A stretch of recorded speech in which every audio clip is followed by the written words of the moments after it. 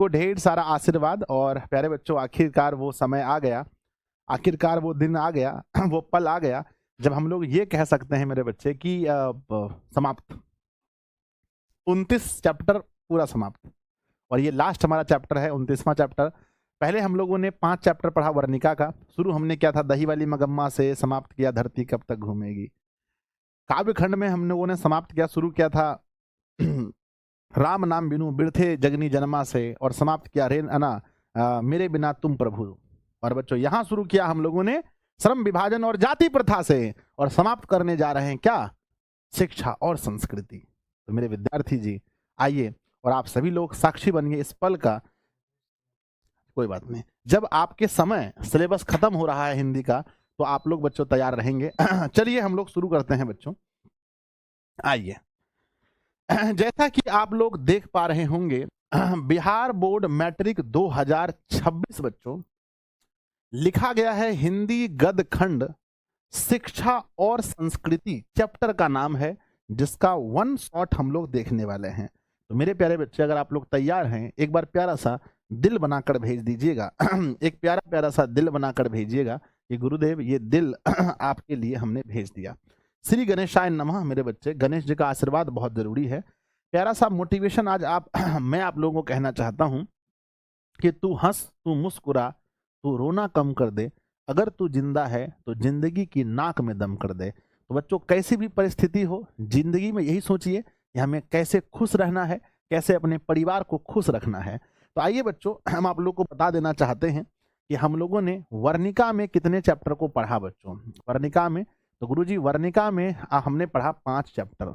बच्चों, गोधूली में हम लोगों ने कितने चैप्टर को पढ़ा, तो गोधूली में कुल बच्चों आज हो गया 24 चैप्टर। आज हो जाएगा 24 चैप्टर अभी, तो टोटल 29 चैप्टर समाप्त बच्चों। अब हम बात करते हैं कि क्या हमारा हिंदी समाप्त हो गया, तो आप कहेंगे सर नहीं, एक पार्ट है जिसका नाम है व्याकरण। बच्चों, हम ये कह सकते हैं कि व्याकरण के लिए हमको अलग से क्लास नहीं लेना है, क्योंकि कुछ कुछ क्लास ही होगा, 2-4 ठो क्लास जो हमको अलग से लेना है। आप लोगों को पता है कि व्याकरण जो चलता है वो बच्चों 10th 11th 12th सबका सेम होता है। 10th 11th 12th सबका व्याकरण सेम होता है, तो हमको इसके लिए अलग से क्लास नहीं लेना पड़ेगा। 2-3 ठो क्लास मात्र लेना पड़ेगा मेरे बच्चे। 2-3 ठो क्लास, कुछ कुछ टॉपिक है जो सिर्फ क्लास 10th में आता है, तो उसके लिए 2-3 ठो क्लास लेना पड़ेगा। यानी आप समझ लीजिए कि हमको हिंदी के लिए अलग से क्लास नहीं लेना है। समझ गए मेरे बच्चे? क्या ये बात समझ में आ गया कि अब हिंदी के लिए आज के बाद ज्यादा हमको अलग से क्लास नहीं लेना है। तो अब बच्चों मेरे पास कितने विषय की जिम्मेदारी रही बताइए, कितने विषय की जिम्मेदारी बढ़ रही है ज्यादा? तो सर आपके पास अभी जिम्मेदारी कम नहीं है, मैथ्स है, आपका साइंस है, और क्या है, और संस्कृत है। चलो बच्चों, संस्कृत है ना। तो अब ये 3 विषय की जिम्मेदारी मेरे ऊपर बढ़ रही है, मैथ्स का, साइंस का और संस्कृत का। तो प्यारे बच्चों, क्या ये चैप्टर शुरू किया जाए, जल्दी से बताइए। यस, तो प्यारा प्यारा सा दिल बनाकर भेजिए। बहुत बढ़िया बात है, बहुत मजेदार बात है। हम आपको 2-3 दिन के अंदर नोट्स दे देंगे बच्चों। कितने दिन के अंदर? 2 से 3 दिन के अंदर हम आपको नोट्स दे देंगे। क्या दे देंगे बताओ? 2 से 3 दिन के अंदर हम आपको नोट्स दे देंगे। नया क्वेश्चन जो 2025 का है बस उसको ऐड करेंगे और आप लोग को हम नोट्स दे देंगे। तो 2 से 3 दिन के अंदर हम आप लोग को नोट्स दे देंगे बच्चों। तो चलिए क्लास को शुरू करते हैं। मेरे साथ जुड़ चुके हैं सभी बच्चे एक साथ। आइए बच्चों, पढ़ते हैं सबसे लास्ट चैप्टर, और लास्ट चैप्टर में हमको बहुत कुछ सीखने को मिलेगा। चैप्टर नंबर 12 है बच्चों। चैप्टर नंबर 12 है जिसका नाम है शिक्षा और संस्कृति। कितने लोग चाहते हैं बच्चों शिक्षा और संस्कृति जो हमारा चैप्टर है, क्या यह कोई व्यक्ति चित्र है, यह कोई साक्षात्कार है, यह कोई कहानी है, यह कोई निबंध है, यह कोई ललित निबंध है, यह कोई ललित रचना है, क्या है? तो मेरे बच्चे कहेंगे सर ये सब कुछ नहीं है, ये शिक्षा शास्त्र है। ये क्या है ना? ये शिक्षा शास्त्र है। तो मेरे बच्चे, शिक्षा और संस्कृति पाठ की कौन सी विधा है? तो कहना है कि शिक्षा शास्त्र है। और इसके जो लेखक हैं, जिनके बारे में सुन करके ही बच्चों मन में बच्चों खुशी से मन झूम उठता है, लेखक का नाम है बच्चों एम गांधी बच्चों, है ना। एम गांधी का मतलब आप लोग जानते हैं कि महात्मा गांधी बच्चों। कौन है ना? इसके जो लेखक हैं वो महात्मा गांधी जी हैं। और आप सभी को, हम सभी को महात्मा गांधी जी के बारे में बहुत कुछ पहले से ही पता होता है। तो आइए बच्चों पढ़ते हैं महात्मा गांधी जी के बारे में। कौन आप लोग लगभग बात जानते हैं कि महात्मा गांधी का जन्म कब हुआ था? 2 अक्टूबर 1869 ईस्वी को बच्चों। कहां पर? तो गुजरात में एगो जगह है बच्चों, पोरबंदर। गुजरात के पोरबंदर में हुआ था। उनके पिताजी का नाम करमचंद गांधी और माता जी का नाम पुतली बाई, है ना। ये तो सब कोई जानते हैं, सब कोई बचपन से पढ़ते हैं। उनकी प्रारंभिक शिक्षा पोरबंदर और उसके आसपास हुई, जहां जन्म हुआ और उसी के आसपास में इनकी प्रारंभिक शिक्षा हुई। कहते हैं मेरे बच्चे 4 दिसंबर 1888 ईस्वी में वे वकालत की पढ़ाई के लिए है ना university college London, university London गए। तो पढ़ने के लिए कहाँ गए बच्चों? पढ़ने के लिए कहाँ गए? लंदन चले गए। तो मेरे विद्यार्थी जी, इस पेज से कोई भी सवाल आपसे पूछा जाए तो क्या आप बता सकते हैं? यस और नो बताइए। क्या आप कोई भी सवाल बता पाएंगे? यस गुरुजी। सबसे पहला ध्यान दीजिएगा, शिक्षा और संस्कृति पाठ के लेखक कौन है?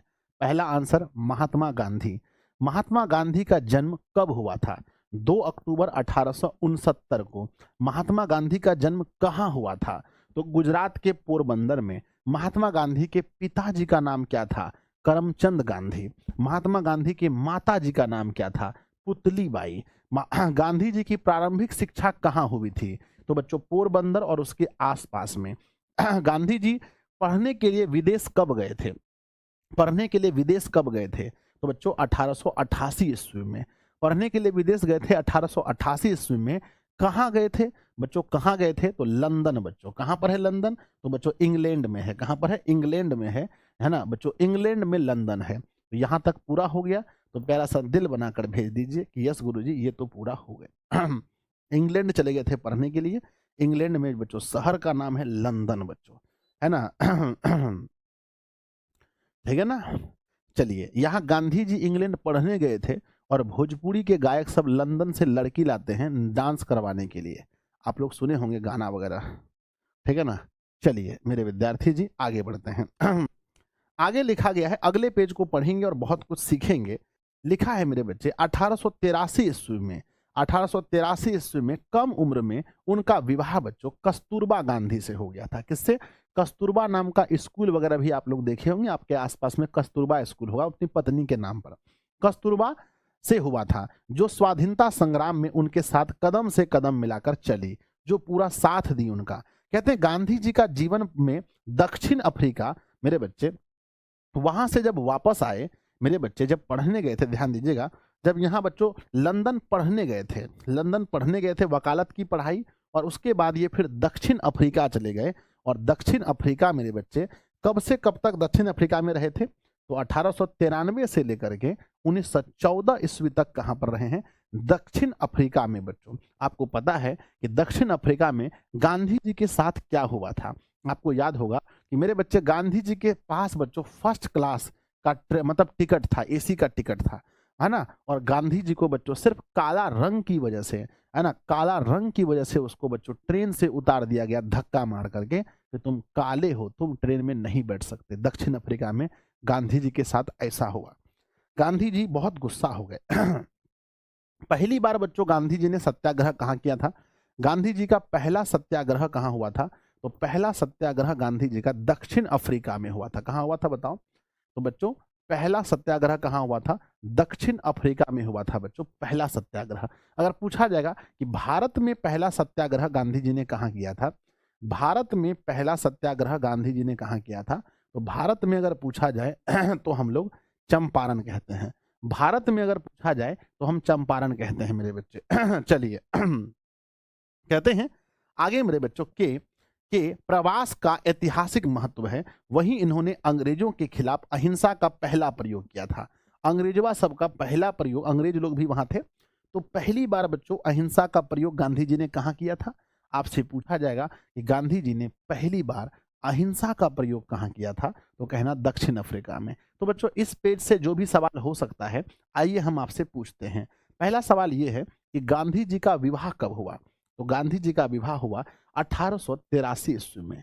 गांधी जी का विवाह किसके साथ हुआ था? तो कस्तूरबा के साथ हुआ था, कस्तूरबा गांधी के साथ। बच्चों कहते हैं कि गांधी जी के साथ स्वाधीनता संग्राम में कदम से कदम मिलाकर कौन चली थी? तो बच्चों स्वाधीनता संग्राम में बच्चों यानी देश को आजादी दिलाने में गांधी जी के साथ कदम से कदम मिलाकर कौन चली थी? तो आंसर में लिखेंगे बच्चों कस्तूरबा चली थी। अगला क्वेश्चन है, गांधी जी का दक्षिण अफ्रीका का प्रवास कब से कब तक है? दक्षिण अफ्रीका में वो कब से कब तक रहे हैं? तो लिखना है 1893 से लेकर 1914 तक। 1893 से लेकर 1914 तक। और कहते हैं गांधी जी ने अहिंसा का पहला प्रयोग कहाँ किया था? तो गांधी जी ने अहिंसा का पहला प्रयोग बच्चों दक्षिण अफ्रीका में किया था। पहला प्रयोग दक्षिण अफ्रीका में। सर अहिंसा का मतलब क्या होता है? अहिंसा का मतलब होता है नहीं हिंसा, जहां हिंसा नहीं हो। किसी को सबक सिखाना है बिना मारे पीटे, जब किसी को बिना मारे पीटे सबक सिखाते हैं तो उसको अहिंसा कहा जाता है। अहिंसा परमो धर्मः, अहिंसा ही परम धर्म है, ये गौतम बुद्ध का मानना है। तो मेरे बच्चे यहाँ तक सीख लिए। चलिए अगले पेज में कुछ और सीखते हैं। अगले पेज में सीखते हैं मेरे बच्चे कि 1915 ईस्वी में गांधी जी भारत लौट आए थे। तो गांधी जी भारत कब लौटे थे एक बार लिखेंगे। कहते हैं स्वाधीनता संग्राम में कूद पड़े, आजादी की लड़ाई में उन्होंने सत्य के प्रयोग के लिए अहिंसा और सत्याग्रह उनका सबसे बड़ा हथियार था। किसी को मारते पीटते नहीं थे, सत्य के आधार पर आग्रह करते थे। सत्य के आधार पर आग्रह करते थे। जैसे अंग्रेज लोग को बोलते थे, देखिए आप लोग मान जाइए एकदम एक नंबर चोट्टा हैं आप लोग, ठीक है ना, लड़ाई नहीं करेंगे लेकिन एक नंबर चोट्टा हैं आप, समझे कि नहीं? तो मेरे बच्चे सत्य के आधार पर बच्चों आग्रह करते थे, इसलिए कहते हैं सत्याग्रह। अहिंसा और सत्याग्रह गांधी जी का हथियार था। उन्होंने स्वराज की मांग की, है ना, अछूतो उद्धार का काम किया। जो अछूत लोग थे, जिसको बच्चों नीचा, है ना, नीचा देखते थे, है ना, बच्चों मतलब कि जो हाँ, मतलब नीच जाति के लोग थे, वो अछूत लोग थे, जिनको मतलब जिनके बड़े बड़े जाति के लोग उनके हाथ का पानी भी नहीं पीते थे, उन सबको बच्चों उनका इन्होंने क्या किया? उनका बच्चों उद्धार किया। कहते हैं सर्वोदय का कार्यक्रम चलाया, स्वदेशी का नारा दिया, समाज में व्याप्त ऊंच नीच जाति धर्म के भेदभाव को मिटाने की कोशिश की और अंततः अंग्रेजों की गुलामी से भारत को आजादी दिलाई। अंग्रेजों की गुलामी से भारत को क्या दिलाई बच्चों? आजादी दिलाई। सब लोग जानते हैं। चलिए आगे बढ़ जाए, आगे बढ़ जाए बच्चों। यस, यहां से दो क्वेश्चन पूछा जाएगा मेरे बच्चे, दो क्वेश्चन पूछा जाएगा। पहला, गांधी जी भारत वापस कब आए? गांधी जी भारत वापस कब आए? जल्दी से उत्तर बताइए। गुरुजी वर्ष 1915 में। गांधी जी ने गांधी जी का हथियार क्या था? गांधी जी का हथियार क्या था? तो बच्चों एक अहिंसा था और दूसरा सत्याग्रह उनका हथियार था। बच्चों क्वेश्चन पूछा जाएगा, अछूतों का उद्धार किसने किया? कहिएगा गांधी जी ने। सर्वोदय का कार्यक्रम किसने चलाया? कहिएगा गांधी जी ने। स्वदेशी का नारा किसने दिया? कहिएगा गांधी जी ने। समाज में व्याप्त ऊंच नीच जाति धर्म के भेद को किसने मिटाया? कहिएगा गांधी जी ने। देश को आजादी दिलाने में सबसे अधिक योगदान किसका रहा? कहिएगा गांधी जी का। तो मेरे बच्चे यहां से कोई भी सवाल पूछा जाए बन जाएगा, तो यस लिखकर भेजिए, गुरुदेव हो जाएगा। कुछ भी पूछा जाएगा तो हम लोग गांधी जी और गांधी जी का ही नाम लेंगे। अगला है बच्चों पूछा गया है, गांधी जी को रविंद्रनाथ ठाकुर बोलिए या रविंद्रनाथ टैगोर बोलिए, जिसने बच्चों गाना है ना, है ना, जिसने बच्चों हमारा राष्ट्रगान लिखाना है, जन गण मन अधिनायक जय हे। मेरे बच्चे ये जो राष्ट्रगान लिखा है किसने लिखा है? रविंद्रनाथ टैगोर बोलो या रविंद्रनाथ ठाकुर बोलो। तो गांधी जी को रविंद्रनाथ ठाकुर ने महात्मा कहा था। एग्जाम में क्वेश्चन पूछा जाएगा कि मेरे विद्यार्थी जी माफ कीजिएगा, गांधी जी को, हाँ गांधी जी को महात्मा किसने कहा था? गांधी जी को महात्मा किसने कहा था? तो रविंद्रनाथ ठाकुर ने कहा था।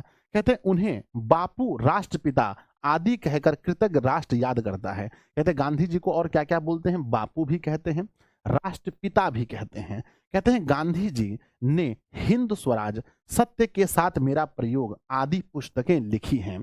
उन्होंने हरिजन, यंग इंडिया आदि पत्रिकाएं भी संपादित की हैं। उनका पूरा जीवन राष्ट्र के लिए समर्पित था। उनका पूरा जीवन किसके लिए समर्पित था? उनका पूरा जीवन राष्ट्र के लिए समर्पित था। और हम लोग बच्चों अभी के समय में सैयारा मूवी देखते हैं, सैयारा तू तो बदला नहीं है, मौसम जरा सा रूठा हुआ है, घर में खाने का खर्चा नहीं, पिताजी खेत में काम कर रहे हैं और लड़का लड़की दोनों बिलख बिलख के रो रहे हैं, जाकर के हॉल में, जाकर के मॉल में मूवी देख रहे हैं और सैयारा सैयारा कर रहे हैं। और यहाँ पर देखिए गांधी जी ने अपना बच्चों अपना जो है पूरा जीवन राष्ट्र के लिए समर्पित कर दिया। समझ रहे हैं? कोई बच्चों राष्ट्र के लिए समर्पित जीवन कर रहा है, कोई यहाँ पर बच्चों लड़का लड़की के चक्कर में पड़ा हुआ है ना? घर में खाने का खर्च ही नहीं, गांव में बोला जाता है। और बच्चों नहीं बोलते हैं बाप बेचे लोहा टीना, बेटी बने सोनाक्षी सिन्हा, तो वो काम नहीं करना है आप लोगों को। सर रविन्द्रनाथ टैगोर रविन्द्रनाथ ठाकुर अलग है सर, नहीं बच्चों दोनों सेम है, टेंशन नहीं लेना है। हमने क्या बोला आपको चलिए इस पेज से कोई भी सवाल अगर पूछा जाए तो बढ़िया से बताना है मेरे विद्यार्थी जी कि गांधी जी को महात्मा किसने कहा। पहला क्वेश्चन, गांधी जी को महात्मा किसने कहा? तो कहिएगा रविन्द्रनाथ ठाकुर ने, या टैगोर रहेगा ऑप्शन में तो कहिएगा रविन्द्रनाथ टैगोर ने। अगला है मेरे बच्चे कि गांधी जी को और हम किस किस नाम से बुलाते हैं? पहला नाम दिया रहेगा महात्मा, दूसरा रहेगा बापू, तीसरा रहेगा राष्ट्रपिता, तो और चौथा रहेगा इनमें से सभी। तो आंसर बताना है इनमें से सभी। अगला है मेरे विद्यार्थी जी कि हिंद है ना, हिंद स्वराज, मेरे बच्चे हिंद स्वराज पुस्तक के लेखक कौन है? तो महात्मा गांधी। सत्य के साथ मेरा प्रयोग, माय है ना, my experiment with the truth, मेरे बच्चे है ना, तो सत्य के साथ मेरा प्रयोग जो है, सत्य के साथ मेरा प्रयोग, इसके लेखक कौन है? तो यहाँ पर भी हम लोग महात्मा गांधी का नाम लेंगे। कहते हैं मेरे बच्चे कि हरिजन या यंग इंडिया आदि पत्रिकाएं किसने लिखी हैं? मेरे बच्चे हरिजन और यंग इंडिया आदि पत्रिकाएं किसने लिखी हैं? तो बच्चों बताओ कमेंट बॉक्स में। तो यहाँ पर भी हम लोग गांधी जी का नाम लेंगे, है ना बच्चों। किसने अपना पूरा जीवन, किसने अपना पूरा जीवन मेरे बच्चे, किसने अपना पूरा जीवन राष्ट्र के लिए समर्पित कर दिया? किसने अपना पूरा जीवन राष्ट्र के लिए समर्पित कर दिया? तो आंसर बताइए क्या लिखेंगे? किसने अपना पूरा जीवन मेरे बच्चे राष्ट्र के लिए समर्पित कर दिया? तो आंसर लिखेंगे बच्चों महात्मा गांधी, एमजी बच्चों, महात्मा गांधी। अगले पेज में चलते हैं, कुछ और सीखते हैं मेरे बच्चे। कहते हैं कि उन्हें शिक्षा, संस्कृति, राजनीति तथा सामाजिक एवं आर्थिक पक्षों पर खूब लिखा है और उनके प्रयोग के द्वारा भारतवर्ष को फिर से एक उन्नत एवं गौरवशाली राष्ट्र बनने की कोशिश की। बच्चों कहते हैं 30 जनवरी 1948 ईस्वी को, 30 जनवरी 1948 ईस्वी में नई दिल्ली में एक सरफिरे ने हत्या कर दी। बच्चों एक सरफिरा था जिसका नाम क्या था आप लोग जानते हैं, नाथूराम गोडसे। क्या नाम था? नाथूराम गोडसे, है ना। चलिए मेरे विद्यार्थी जी कहते हैं गांधी जी की स्मृति में पूरा राष्ट्र 2 अक्टूबर को उसकी जयंती मनाता है।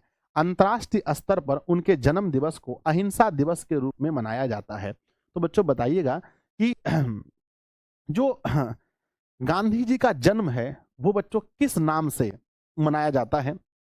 यहां से जो जो सवाल पूछे जा सकते हैं मैं आप लोगों से पूछता हूं कि बच्चों गांधी जी की हत्या कब हुई या गांधी जी की मृत्यु कब हुई? मेरे बच्चे हत्या कह सकते हैं, इसको मृत्यु नहीं। 30 जनवरी 1948 ईस्वी को इनकी हत्या हुई।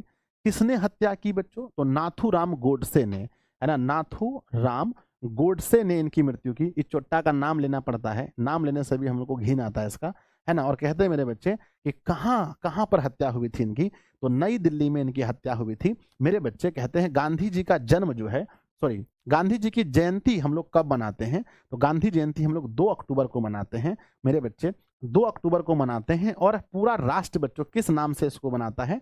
तो अहिंसा दिवस के रूप में। गांधी जी का जन्मदिन किस नाम से मनाया जाता है? तो अहिंसा दिवस के रूप में मनाते हैं। आगे बढ़ते हैं, कुछ और सीखते हैं। कहते हैं मेरे विद्यार्थी जी शिक्षा और संस्कृति जैसे विषय पर यहाँ हरिजन, यंग इंडिया जैसे ऐतिहासिक पत्रों के अग्रलेखों से संकलित संपादित राष्ट्रपिता महात्मा गांधी के विचार प्रस्तुत हैं। इस पाठ में उनके क्रांतिकारी शिक्षा दर्शन के अनुरूप वास्तविक जीवन में उपयोगी व्यवहारिक दृष्टिकोण और विचार हैं, जिनके बल पर आत्मबुद्धि, मानस एवं शरीर की संतुलित परिष्करण के साथ मनुष्य के नैतिक विकास के लिए जरूरी प्रेरणाएं हैं। गांधी जी की शिक्षा और संस्कृति की परिकल्पना निरी सैद्धांतिक नहीं है, वह जटिल और पुस्तकीय भी नहीं, बल्कि हमारे साधारण दिन जीवन व्यवहार से गहरे अर्थों में जुड़ी हुई है। तो प्यारे बच्चों ये हम लोग गांधी जी के बारे में पढ़ रहे थे। बताइए कैसा लगा आप लोग को, समझ में आ गया? अगर गांधी जी के बारे में कोई भी सवाल पूछा जाएगा तो हम आप लोगों को मानते हैं कि आप इतने सक्षम हैं कि किसी भी सवाल का जवाब दे सकते हैं। क्या आप लोग अपने आप को मानते हैं मेरे बच्चे? क्या आप लोग अपने आप को सक्षम मानते हैं मेरे बच्चे? क्या आप लोग अपने आप को इतना सक्षम मानते हैं कि कोई भी सवाल हमसे अगर पूछा जाए गांधी जी के विषय में तो हम उत्तर दे पाएंगे? कोई भी सवाल पूछा जाए हम उत्तर दे पाएंगे? चलिए आइए बच्चों हम पाठ को पढ़ते हैं। पाठ का नाम है शिक्षा और संस्कृति। ये कितने स्लाइड का है हम आपको बता देते हैं। शुरू होगा बच्चों 13 से, शुरू होगा 13 से और ये खत्म होगा जाकर के, मुझे लगता है खत्म हो जाएगा मेरे विद्यार्थी जी 37 पर, यानी कि 37 13 घटा देते हैं मेरे बच्चे, 24 स्लाइड का ये है और 24 स्लाइड पढ़ने में मुझे 24 मिनट लगेंगे, मुझे ऐसा लग रहा है। तो आइए बच्चों शुरू करते हैं। सबसे पहला कहते हैं कि अहिंसक प्रतिरोध सबसे उदात्त और बढ़िया शिक्षा है। बच्चों कहते हैं सबसे बढ़िया शिक्षा ये है जो अहिंसक प्रतिरोध हो, यानी हिंसा नहीं हो। यानी अगर पढ़ लिख करके भी आदमी अगर हिंसा कर रहा है, गाय बकरी काट रहा है, 2-4 थप्पड़ किसी को मार रहा है, किसी को गरिया रहा है, तो क्या वो अच्छा शिक्षा है बच्चों? बताओ, क्या वो बढ़िया शिक्षा है? नहीं। तो शिक्षा कैसी होनी चाहिए? अहिंसक प्रतिरोध होनी चाहिए। दूसरा, वह बच्चों को मिलने वाली साधारण अक्षर ज्ञान की शिक्षा के बाद नहीं, पहले होनी चाहिए। और कहते हैं पहले इंसान को ये सिखाना चाहिए कि भैया अहिंसा है ना, अहिंसक बनो।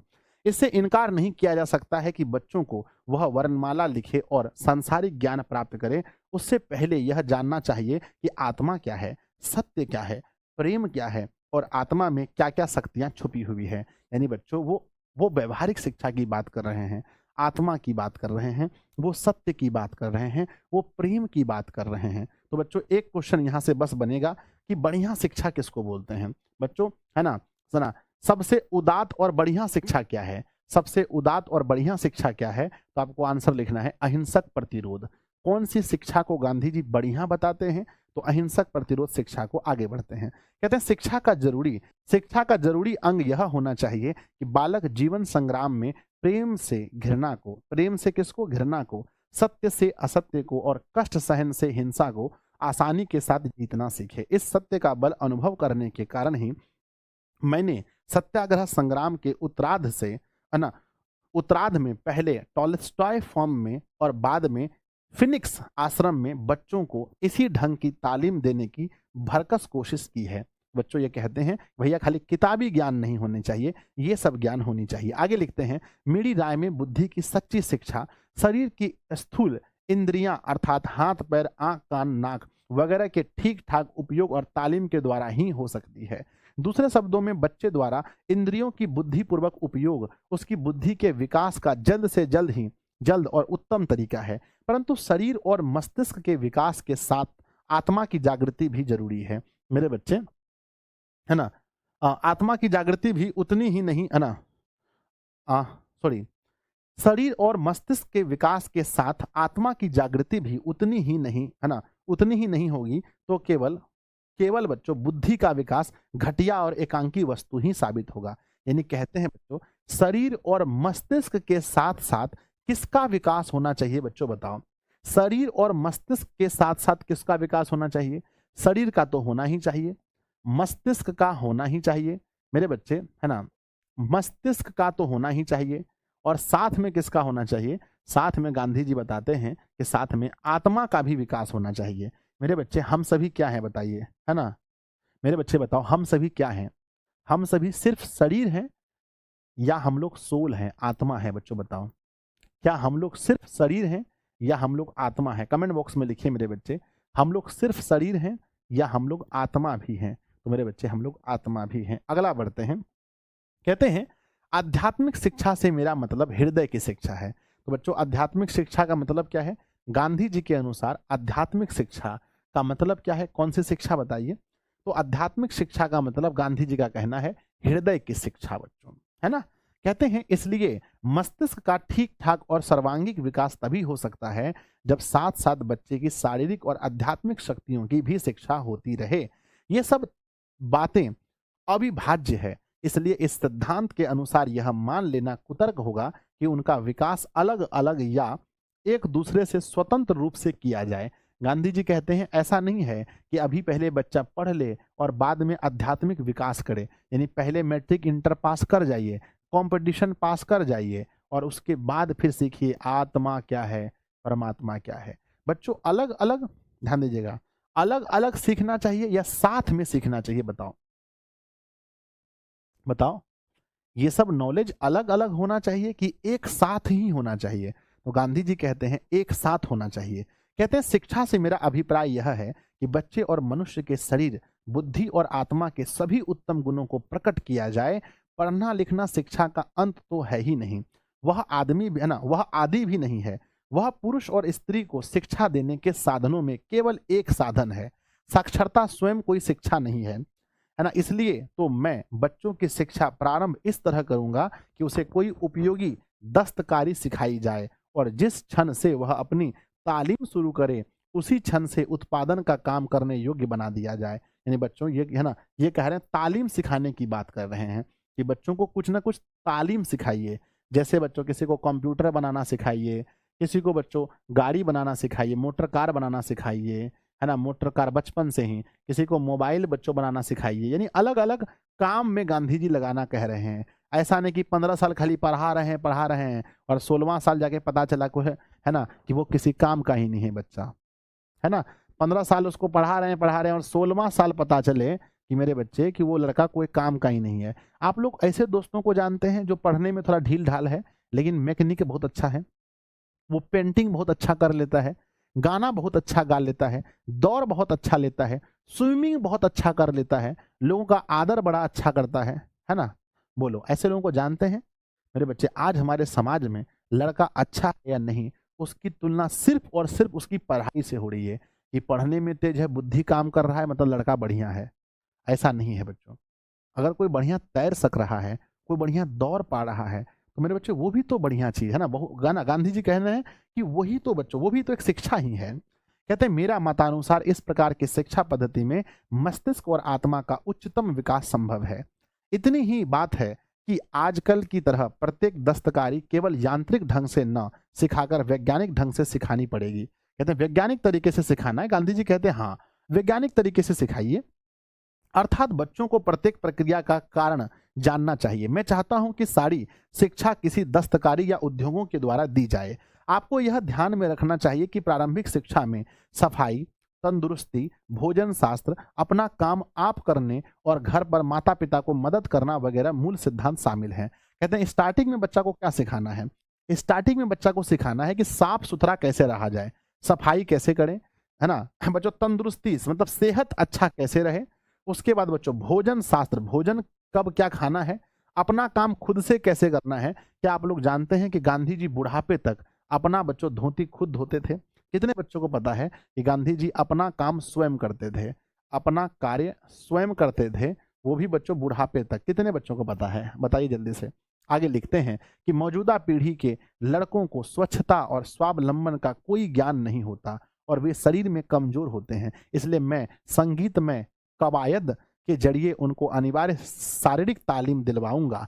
कहते हैं इस प्रकार कताई और धुनाई, इस प्रकार मेरे बच्चे कताई और धुनाई जैसे है ना ग्रामोद्योगों द्वारा प्राथमिक शिक्षा देने की मेरी योजना में कल्पना यह है कि यह एक ऐसी शांत सामाजिक क्रांति की अग्रदूत बने जिसमें अत्यंत दूरगामी परिणाम भरे हुए हैं। इससे नगर और ग्राम के संबंधों का एक स्वास्थ्यप्रद और नैतिक आधार प्राप्त होगा और समाज की मौजूदी आरक्षित आस्था और वर्गों के परस्पर विषाक्त संबंधों की कुछ बड़ी से बड़ी बुराइयों को दूर करने में बहुत सहायक मिलेगी। इससे हमारे देहातों का दिन दिन बढ़ने वाला हास रुक जाएगा और एक दिन ऐसी अधिक न्यायपूर्ण व्यवस्था की बुनियादी पड़ेगी जिसमें गरीब अमीर का अप्राकृतिक भेद न हो और हर एक के लिए गुजर के लायक कमाई और स्वतंत्रता के अधिकार का आश्वासन हो। और यह सब किसी भयंकर और रक्त रंजित वर्ग युद्ध अथवा बहुत भारी पूंजी के व्यय के बिना भी हो जाएगा। इन्हें कहते हैं कि ये सब सीखने में क्या बहुत पैसा लगना है ना? क्या स्टार्टिंग में बच्चों को ये सब सिखाने में बहुत पैसा लगेगा? यस और नो बच्चों, बहुत पैसा लगेगा? यस और नो तो नहीं। कहते हैं बहुत पैसा नहीं लगेगा, है ना मेरे बच्चे। आजकल किताब तो दे दिया गया है, स्कूल बच्चों को भेजा जा रहा है। बच्चा पढ़ने वाला हो कि नहीं पढ़ने वाला हो, पढ़ो पढ़ो पढ़ो, दो चार छड़की मारते हैं, पढ़ो चुपचाप। लेकिन बच्चों पहले जानना चाहिए कि बच्चे के अंदर वो गुण पढ़ने वाला है कि नहीं। आगे लिखते हैं कि भारत जैसे विशाल देश का यंत्रीकरण किया गया तो इन दोनों बातों में से एक तो जरूर होगी। मेरी योजना में विदेशों से मंगाई हुई मशीनरी या वैज्ञानिक और यांत्रिक दक्षता पर भी लाचार होकर निर्भर करने की जरूरत नहीं पड़ेगी। आखिरी बात यह है कि बड़े बड़े विशेषज्ञों की बुद्धि की जरूरत न होने के कारण एक तरह से जनसाधारण के भाग्य का निपटारा स्वयं उन्हीं के हाथों में रहेगा। जब भारत को स्वराज्य मिल जाएगा, कहते हैं जब भारत को स्वराज्य मिल जाए यानी भारत बच्चों आजाद हो जाएगा, तब शिक्षा का क्या ध्येय होगा? चरित्र निर्माण। कहते हैं बच्चों पहला चरित्र निर्माण। शिक्षा का पहला ध्येय क्या है बताओ? शिक्षा का सबसे पहला ध्येय क्या होना चाहिए? कमेंट बॉक्स में लिखिए। शिक्षा का मेरे बच्चे पहला ध्येय यानी पहला जो है, सबसे पहला जो होना चाहिए शिक्षा का बच्चों क्या होना चाहिए? चरित्र निर्माण। लोग पढ़ लिख लेते हैं पर उनका चरित्र निर्माण नहीं हो पाता है, तो शिक्षा का पहला ध्येय है बच्चों चरित्र निर्माण। कहते हैं मैं साहस, बल, सदाचार और बड़े लक्ष्य के लिए काम करने में आत्मोत्सर्ग की शक्ति का विकास कराने की कोशिश करूंगा। यह साक्षात से ज्यादा महत्वपूर्ण है, साक्षरता से ज्यादा महत्वपूर्ण है।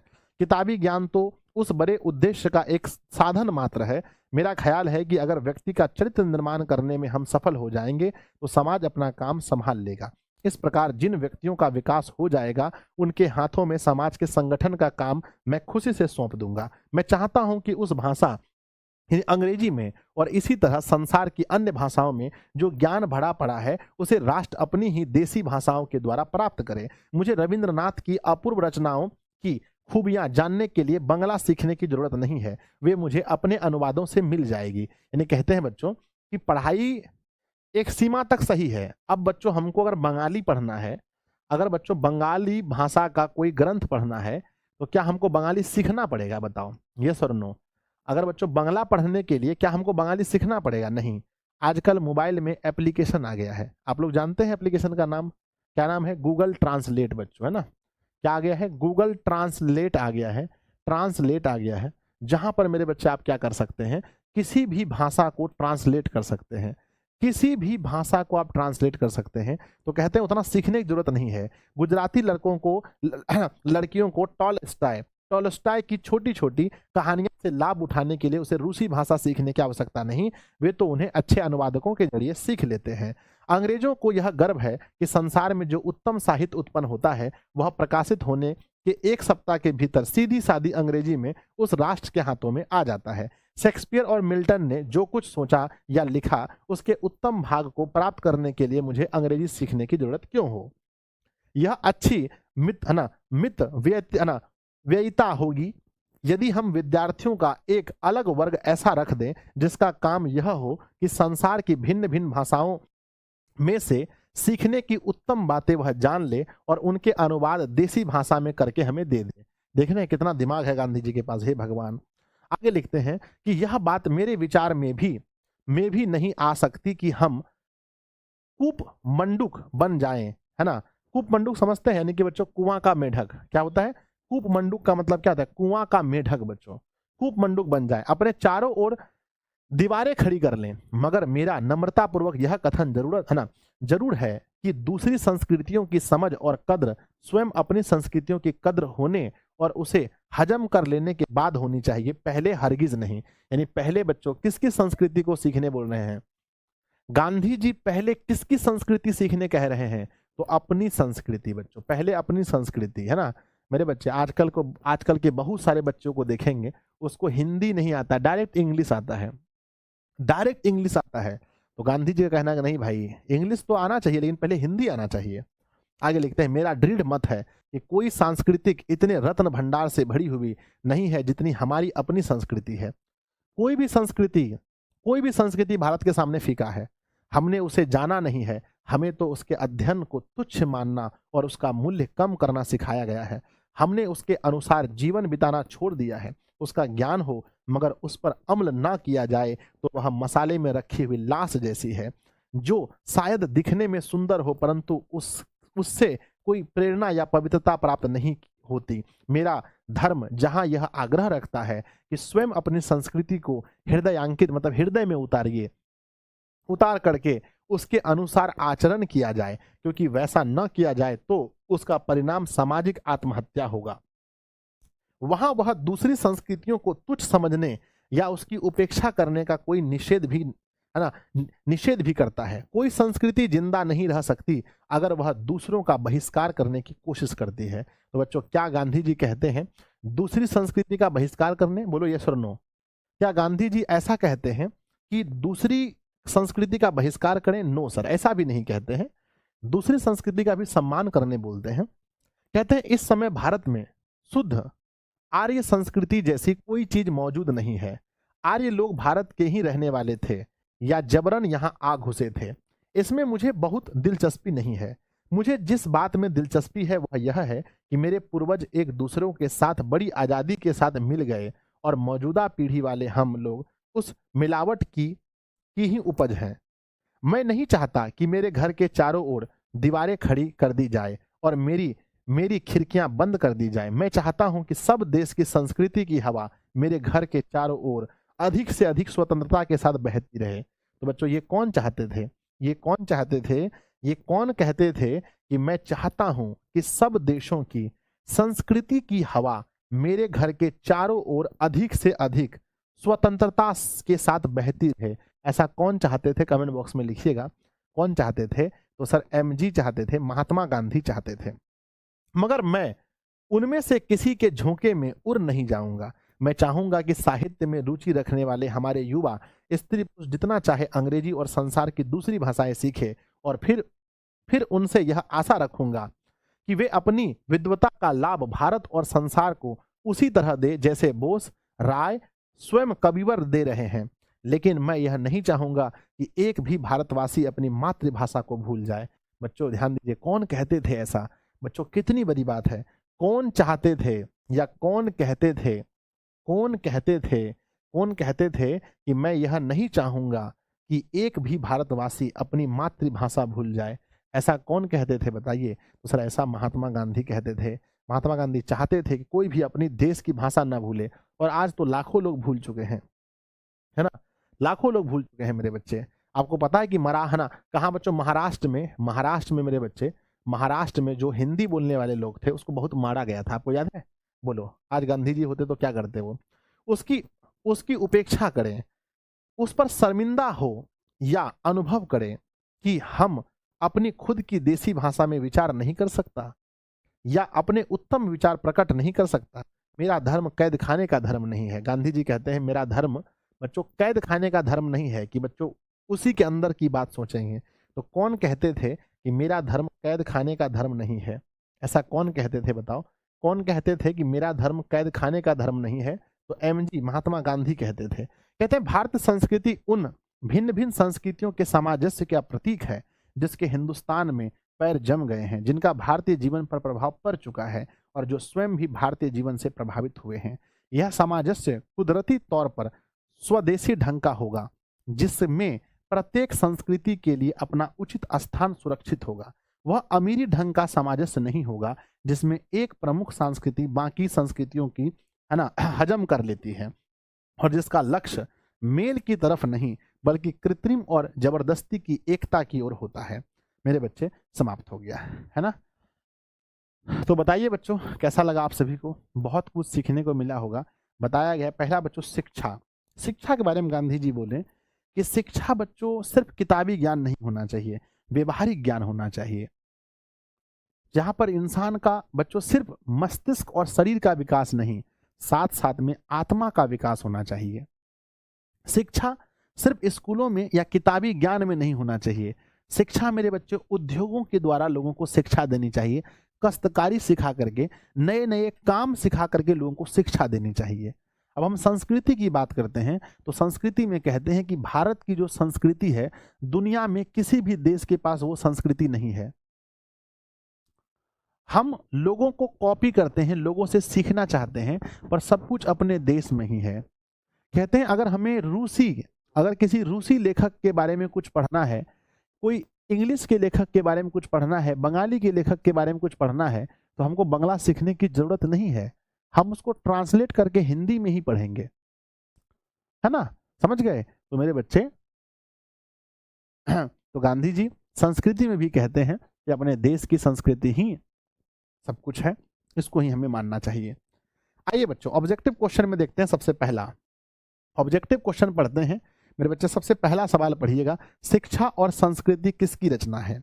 शिक्षा और संस्कृति के लेखक कौन है? तो मेरे बच्चे महात्मा गांधी है, ऑप्शन नंबर बी होगा। अगला, महात्मा गांधी के पिता का क्या नाम है? तो महात्मा गांधी के पिताजी का नाम करमचंद गांधी है, ऑप्शन नंबर डी। अगला, राष्ट्रपिता महात्मा गांधी का जन्म कब हुआ था? तो 2 अक्टूबर 1869। नेक्स्ट, अगला, गांधी जी दक्षिण अफ्रीका का प्रवास कब से कब तक था? तो मेरे बच्चे 93 से लेकर 1914 तक था। मेरे बच्चे नेक्स्ट है, गांधी जी दक्षिण अफ्रीका से वापस भारत ना दक्षिण अफ्रीका से गांधी जी भारत कब लौटे? तो वापस कब हुए थे पता है, 1915 में वापस लौटे थे, तो 1915 होगा। नेक्स्ट क्वेश्चन है, गांधी जी का देहांत कब हुआ? तो बच्चों याद है आपको कि 30 जनवरी 1948 को। बच्चों नेक्स्ट है, बापू कहकर कृतज्ञ राष्ट्र किन्हें याद करता है? बापू किन्हें कहा जाता है? तो महात्मा गांधी को बापू कहते हैं। अगला सवाल है कि अंतर्राष्ट्रीय स्तर पर अहिंसा दिवस कब मनाते हैं? तो बच्चों 2 अक्टूबर को क्या मनाते हैं? अहिंसा दिवस मनाते हैं। भारत में राष्ट्रपिता किसे कहा जाता है? तो राष्ट्रपिता महात्मा गांधी को कहा जाता है। अगला सवाल है, किनके जन्म दिवस को अंतर्राष्ट्रीय अहिंसा दिवस के रूप में मनाते हैं? अहिंसा दिवस के रूप में महात्मा गांधी जी का होता है। Option D. अगला, रविंद्रनाथ ठाकुर ने गांधी जी को क्या कहा था? रविंद्रनाथ ठाकुर ने गांधी जी को क्या कहा था? तो बच्चों बापू कहा, नहीं, महात्मा कहा था, सॉरी बच्चों, महात्मा कहा था, ऑप्शन ए। अगला क्वेश्चन, अंग्रेजों के खिलाफ अहिंसा का पहला प्रयोग गांधी जी ने कहाँ किया था? अंग्रेजों के खिलाफ अहिंसा का पहला प्रयोग गांधी जी ने दक्षिण अफ्रीका में कर दिया था। गांधी जी द्वारा लिखित पुस्तक का नाम बताइए। हिंद स्वराज उनका पुस्तक है, हिंद स्वराज उनका पुस्तक है। अगला सवाल है कि शिक्षा से मेरा अभिप्राय यह है कि बच्चे और मनुष्य के शरीर, बुद्धि और आत्मा के सभी उत्तम गुणों को प्रकट किया जाए।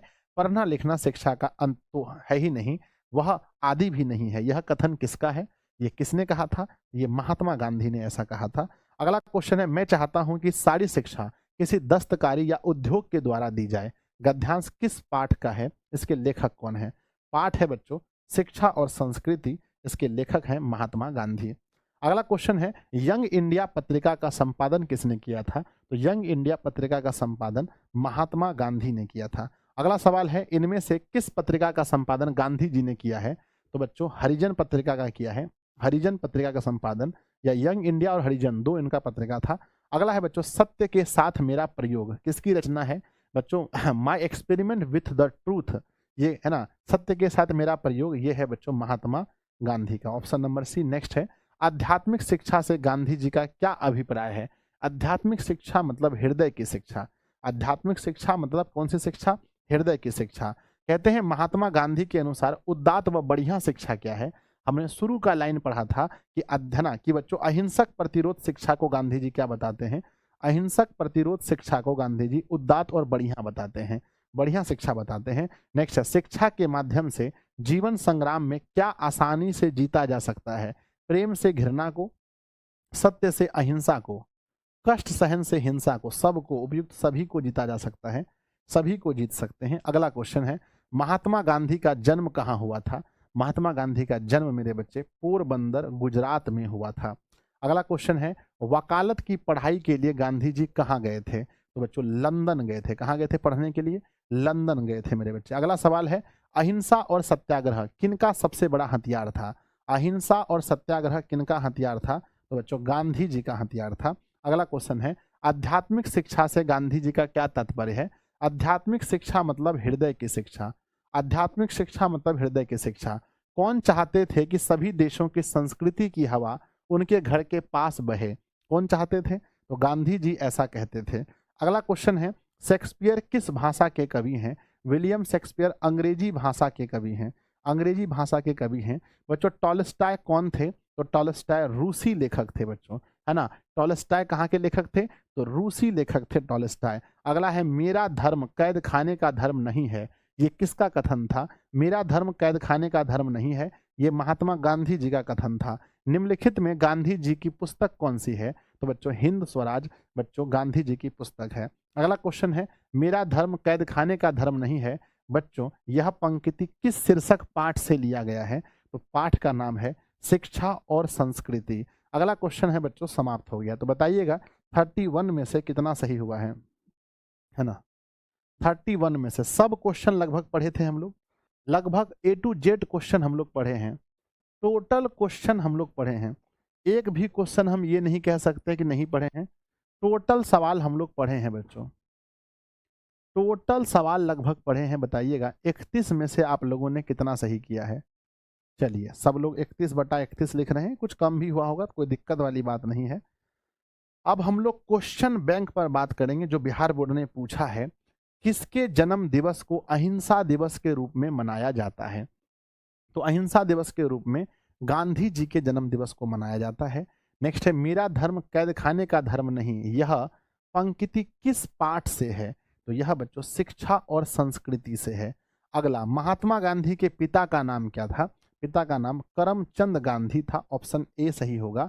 शिक्षा और संस्कृति किसकी रचना है? तो बच्चों महात्मा गांधी की रचना है। अगला क्वेश्चन है, आध्यात्मिक शिक्षा से गांधी जी का क्या तात्पर्य है? आध्यात्मिक शिक्षा मने हृदय की शिक्षा। अगला सवाल है, दक्षिण अफ्रीका से गांधी जी कब वापस लौटे? तो पता है आपको, वर्ष 1915 में लौटे। नेक्स्ट है, कौन चाहते थे कि सभी देश की संस्कृति की हवा उसके घर के पास बहती रहे? कौन चाहते थे? तो गांधी जी चाहते थे। अगला सवाल है, शेक्सपियर किस भाषा के कवि थे? तो वह अंग्रेजी भाषा के कवि थे। अगला, गांधी जी का दक्षिण अफ्रीका का प्रवास कब से कब तक था? तो 93 से लेकर 1914 तक था। अगला क्वेश्चन है, महात्मा गांधी के अनुसार उदात्त व बढ़िया शिक्षा क्या है? तो बच्चों जो अहिंसक प्रतिरोध शिक्षा है वो बढ़िया शिक्षा है। गांधी जी की स्मृति में पूरा राष्ट्र किस तारीख को उनकी जयंती मनाता है? तो 2 अक्टूबर को पूरा राष्ट्र जयंती मनाता है। मेरा ख्याल है कि अगर व्यक्ति का चरित्र निर्माण करने में हम सफल हो जाएंगे तो समाज अपना काम संभाल लेगा। यह किसका विचार था? तो यह बच्चों गांधी जी का विचार है। यह गांधी जी का विचार है। अगला क्वेश्चन देखिएगा, समाप्त हो गया। तो बच्चों 12 सवाल में से मेरे प्यारे बच्चे 12 में से आप लोगों ने कितना सही किया मुझे बता दीजिएगा।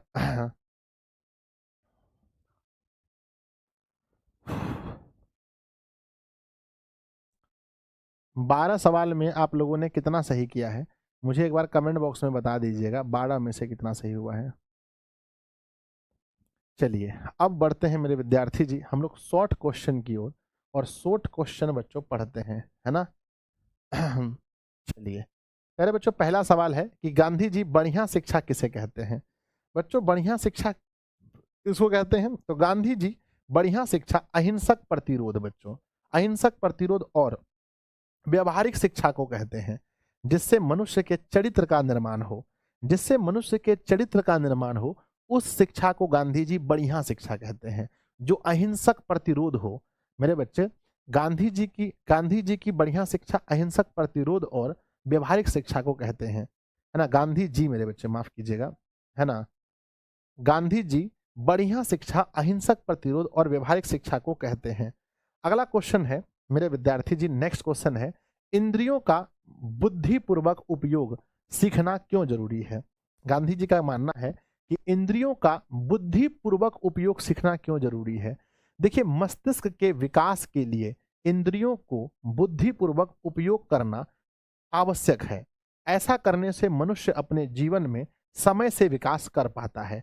तो बच्चों याद रखिएगा, इंद्रियों का बुद्धिपूर्वक उपयोग क्यों जरूरी है? क्योंकि बच्चों जीवन में विकास करने के लिए, जीवन में आगे बढ़ने के लिए हमें इंद्रियों का, है ना, इंद्रियों का मेरे बच्चे, इंद्रियों का, है ना, तो मस्तिष्क के विकास के लिए इंद्रियों को बुद्धिपूर्वक उपयोग करना आवश्यक है।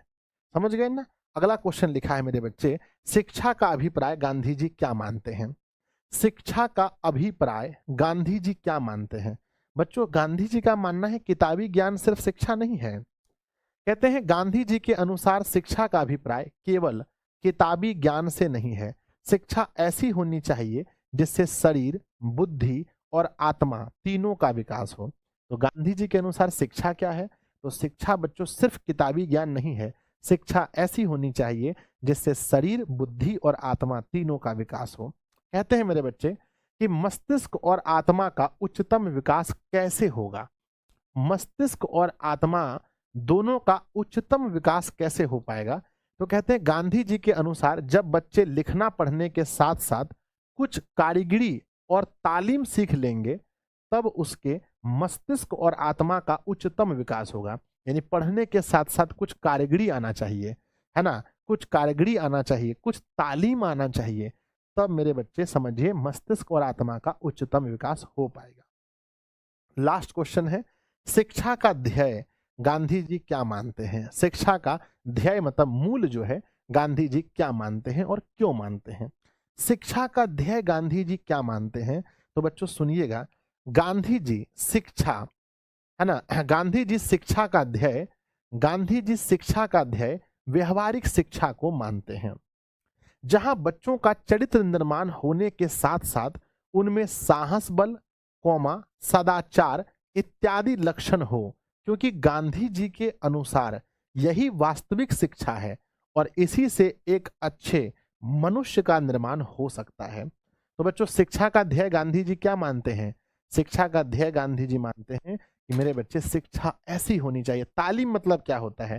तालीम मतलब बच्चों किसी मतलब कोई ज्ञान, बच्चों जैसे मेरे पास तालीम है पढ़ाने का, किसी के पास तालीम है गाने गाने का, किसी के पास नाचने का। तालीम मतलब मतलब बच्चों ने कहते हैं कि मतलब खूबी, किसी के अंदर खूबी कह सकते हैं आप, ज्ञान कह सकते हैं। तो शिक्षा का ध्येय गांधी जी क्या मानते हैं? तो गांधी जी शिक्षा का ध्येय क्या मानते हैं? तो गांधी जी शिक्षा का ध्येय व्यवहारिक शिक्षा को मानते हैं, जहां बच्चे का चरित्र निर्माण के साथ साथ उनमें साहस बल, सदाचार इत्यादि लक्षण हो, क्योंकि गांधी जी के अनुसार यही वास्तविक शिक्षा है और इसी से एक अच्छे मनुष्य का निर्माण हो सकता है। तो यही शिक्षा का ध्येय है। तो मेरे प्यारे बच्चों, अब मेरे तरफ से पूरी तरीके से बच्चों समाप्त हो गया, हिंदी आपका समाप्त हो गया। एक दो बच्चे कमेंट बॉक्स में लिख रहे थे कि गुरुजी आप इसमें 25 का क्वेश्चन ऐड नहीं किए हैं। देखिए हम 24-25 का ऐड नहीं किए हैं, लेकिन आप टेंशन मत लीजिए, जो भी क्वेश्चन पूछा गया है वो सब क्वेश्चन जो आपको 31 ठो करवाए ना ऊपर में, इसी के अंदर में सब क्वेश्चन है। क्वेश्चन बहुत हल्का हल्का पूछता है, तो आप टेंशन मत लीजिए कि सर क्वेश्चन ऐड नहीं कराए। ऐड नहीं कराए क्वेश्चन तो कोई दिक्कत नहीं है बाबू, सब क्वेश्चन जो है कि इसी में से है, जो पढ़ाए ना इसी में से सब क्वेश्चन है। एक बार क्वेश्चन बैंक बोल के सब करवा देंगे। तो प्यारे बच्चों बताइए कैसा महसूस कर रहे हैं आप लोग, आज कैसा महसूस हो रहा है? चलो कुछ तो खत्म हुआ बच्चों। स्किल, हाँ तालीम मतलब स्किल बच्चों, जो स्किल होता है। तो मेरे बच्चे फाइनली आप सभी को कॉन्ग्रेचुलेशन, है ना, फाइनली मेरे सभी बच्चे को कॉन्ग्रेचुलेशन कि आज आप लोगों का हिंदी बुक समाप्त हो गया। कम से कम आप ये तो बोलेंगे ना कि भाई चलो हिंदी बुक्स हमारा समाप्त हो गया, है ना। हिंदी बुक क्या हो गया मेरे बच्चे? फिनिश्ड हो गया। और क्रैश कोर्स में भी इसको सिर्फ रिवीजन कराएंगे, एक एक चैप्टर नहीं पढ़ाएंगे, क्योंकि एक बार तो पढ़ा दिए तो फिर कोई फायदा नहीं है पढ़ा करके एक एक चीज को। तो हिंदी बुक बच्चों आप लोग का फिनिश हो गया, बहुत अच्छा फील कर रहे होंगे आप लोग। अब बच्चों हम लोग मेन जो है, मेरे बच्चे मेन जो है हम लोग किस पर भिड़ेंगे? मैथ्स में और मेरे बच्चे साइंस में। मैथ साइंस पढ़ेंगे, है ना। एक टाइम तो मैथ का फिक्स करिए दिए हैं, मेन अब साइंस को पढ़ना है। और साथ में बच्चों बीच बीच में आप लोग को क्या पढ़ाते चलेंगे? संस्कृत भी बीच बीच में पढ़ाते चलेंगे, ठीक है ना। तो बीच बीच में बच्चों संस्कृत आप लोग को पढ़ाते चलेंगे ताकि कवर हो जाए। हो जाएगा, टेंशन मत लीजिए आप लोग, सब कुछ हो जाएगा। चलिए तो बच्चों आप लोगों को भी थैंक यू सो मच कि आप लोगों को जब भी हम बुलाए तब आप लोग जुड़े और क्लास को बहुत अच्छे से देखें। इसके लिए आप सबका भी बहुत बहुत धन्यवाद। और जो लॉन्ग क्वेश्चन बच गया है, देखो बच्चों पूरे बुक से लॉन्ग क्वेश्चन कितना बनाना है? परीक्षा में एक ठो क्वेश्चन बनाना है और 24 गो चैप्टर। अगर हम वर्णिका को छोड़ दें, लॉन्ग क्वेश्चन वर्णिका से नहीं आता है, तो 24 चैप्टर में एक गो क्वेश्चन आएगा। तो हम आप लोग को बच्चों छांट छांट के पढ़ा देंगे। ये बच्चों हम जब क्रैश कोर्स जब पढ़ाएंगे, क्रैश कोर्स जब पढ़ाएंगे तब हम आप लोग को पढ़ा देंगे। टेंशन नहीं लेने का, ठीक है ना। जब क्रैश कोर्स पढ़ाएंगे सब कुछ सोच के रखे हैं, सब कुछ सोचा समझा प्लानिंग के साथ हो रहा है, टेंशन नहीं लेने का, ठीक है ना। मेरे बच्चे ये मत सोचिएगा भी टाइम हम लोग क्रैश कोर्स तक पढ़ते रहेंगे, अलग से पैसा थोड़ी लेंगे आपसे। अभी बच्चों हमारा अभी आने वाला है सितंबर, आने वाला है अक्टूबर, फिर आएगा बच्चों नवंबर, फिर आएगा बच्चों दिसंबर, फिर आएगा बच्चों जनवरी।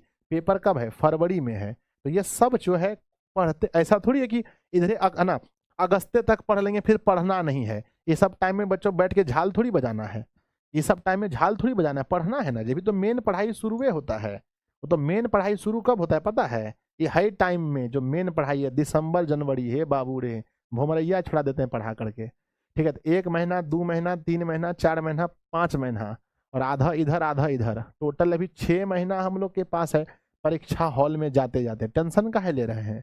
अभी तो टेलर चल रहा है। अभी क्या चल रहा है बोलिए? अभी तो टेलर चल रहा है।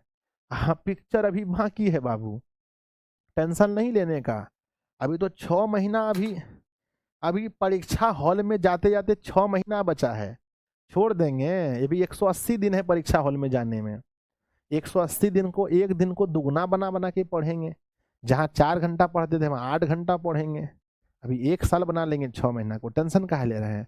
आप लोग का पहला साल, मतलब आप लोग पहली बार एग्जाम दे रहे हैं 10th का, तो टेंशन तो होबे करेगा। और हम तो 10 साल से पढ़ा रहे हैं, हमरा पता है। अभी टेलर चल रहा है, पिक्चर अभी बाकी है अक्टूबर नवंबर दिसंबर में पिक्चर बाकी है। ठंडी के टाइम में खाली दिन भर पढ़ाते रहते हैं हम, समझे? टेंशन नहीं लेने का, ठीक है ना? चलो, साइंस का टेंशन है, कोई टेंशन नहीं लो। अभी टेंशन लेता है, पढ़ाएंगे ना रवि रे। अभी जो इधर से छुट्टी मिला टाइम, दो टाइम साइंस पढ़ाएंगे, भोमरैया छोड़ा देंगे साइंस का। टेंशन क्या ले रहा है तुम? चलो बाय, लव यू। चलिए पूरी सितंबर में सिलेबस खत्म होगा ना? सितंबर में नहीं होगा, अक्टूबर में होगा, सितंबर में नहीं। अक्टूबर में खत्म कराना है, लास्ट तक में। नवंबर से क्रैश कोर्स शुरू है। हम लोग के पास अभी 70-80 दिन है सिलेबस में, टेंशन मत लीजिए। 70-80 लेक्चर साइंस में लिए तो साइंस से खत्म हो जाएगा, ये है ना। 100 लेक्चर में साइंस खत्म हो जाता है, 20-30 को ले लिए होंगे, 70 को लेक्चर बचा है साइंस में मेरा। ठीक है, बाय। बाय बच्चों, लव यू। टेंशन मत लो, हम यहाँ पर हैं। I am here, not fear बच्चों। चलो बाय।